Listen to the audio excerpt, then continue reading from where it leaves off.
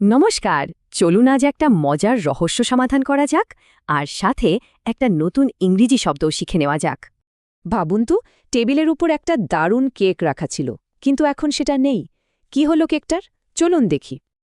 আচ্ছা, এই রহস্যটা সমাধান করতে হলে ভালো গোয়েন্দা হতে হলে একটা বিশেষ শব্দ জানতে হবে।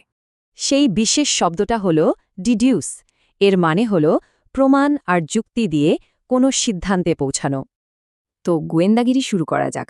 কেকের রহস্য সমাধানের জন্য আমাদের কিছু প্রমাণ বা ক্লু তো লাগবেই, তাই না?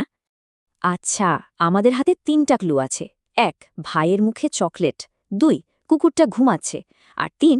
টেবিলের কাছে ছোট ছোট পায়ের ছাপ। এখন এই প্রমাণগুলোকে একসাথে মিলিয়ে ভাবতে হবে।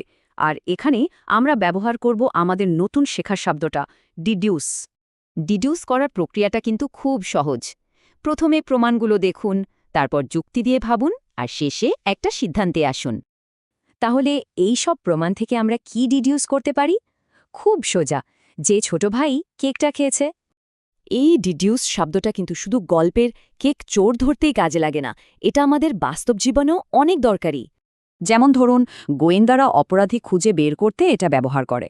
আবার গবেষকরাও পুরনো তথ্য থেকে নতুন কিছু ডিডিউস করেন।